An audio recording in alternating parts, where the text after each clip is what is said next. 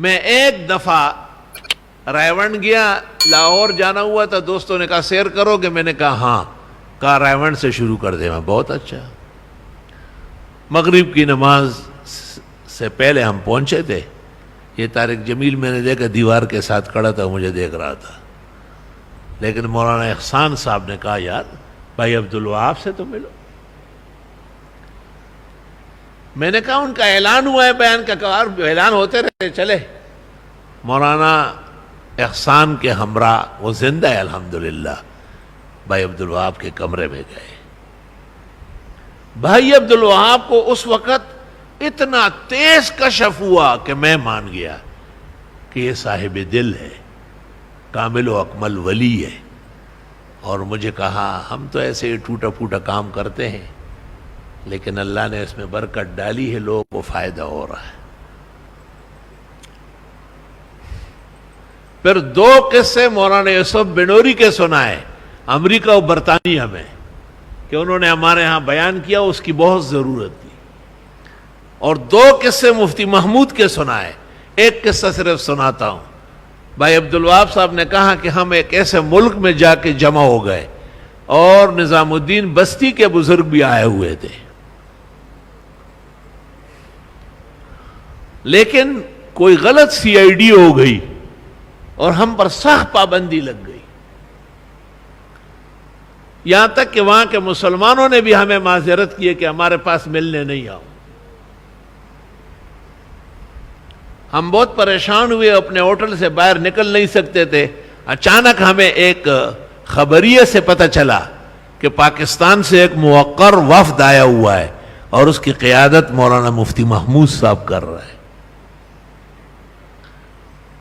سچ کہا ہے کسی نے، جب تک سورج چاند رہے گا مفتی تیرا نام رہے گا۔ عبد الشکور دین پوری زور سے جوش میں آیا، وے لوگو، مولانا مفتی محمود تھے، کبھی وہ بھی موجود تھے، شیخ الحدیث و شیخ التفسیر تھے، کبھی صوبہ سرحد کے وزیر تھے۔ تو بھائی عبدالوہاب نے کہا کہ ہم نے ایڑی چوٹی کا زور لگایا، اور ہم حضرت اقدس مفتی صاحب کی خدمت میں پہنچ گئے، اور ہم نے اپنا حال سنایا کہ یہ ہو رہا ہے ہمارے ساتھ۔ انہوں نے کہا کوشش کرتا ہوں کہ مجھے اس بارے میں بولنے کا موقع مل جائے۔ فرمایا کہ اس ملک میں جو ایجنڈا تھا وہ یہ تھا کہ اس وقت پورے عالم میں فساد پھیل رہا ہے، امن کیسے قائم ہوگا؟ تو حضرت مفتی صاحب نے کہا کہ مجھے اس بارے میں بیان کرنے دیں، اور فرمایا امن کے کچھ لوگ ہوتے ہیں، ان کے کچھ اخلاق اور اوصاف ہوتے ہیں، جب تک کہ وہ لوگ نہ ہو اور وہ اخلاق و اوصاف نہ ہو کبھی بھی امن قائم نہیں ہوگا۔ کہ ملک کے صدر نے اچانک پوچھا کہ وہ لوگ کہاں ملیں گے؟ کہا میں نے کہا وہ یہاں آ چکے ہیں، پاکستان سے بھی اور ہندوستان سے بھی، اور آپ نے ان پر پابندی لگائی اور امن قائم کر رہے ہیں۔ کہ اس نے فوراً اپنے اتاشی کو کہا کہ ریڈیو ٹیلی ویژن پہ اعلان کرو کہ پاکستان اور ہندوستان سے جتنی تبلیغی جماعتیں آئی ہے ان سب کو ہمارے ملک میں ہر جگہ پہنچنے کی اجازت ہے، 100 سونار کے اور 1 لوہار کی۔ سبحان اللہ۔ بھائی عبدالوہاب قرآن کریم سامنے ہے، مسجد کا ماحول ہے، حالت صوم ہے۔ مجھے یہ واقعہ سنایا، میرے رونگٹے کھڑے ہو گئے، اور فرمایا حضرت تو ہمارے بہت بڑا سہارا تھے۔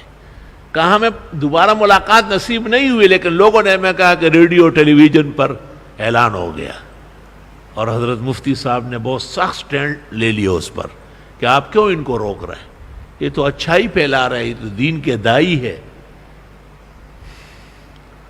وی جانان دی بدکڑی زبخکڑما خدای بد بد سزا خپل ورکوي، وی جانان دی بدکڑی زبخکڑما او خپل بد بهیر شي زما خبیادوی۔ اللہ، تو تبلیغی جماعت وہ ہمارے لوگ ہیں، وہ غیر نہیں ہے، لیکن ہمارا اپنا بھی اگر بیل و گدھا ویسے چھوڑ دے تو وہ لاتے مارنا شروع کر دے۔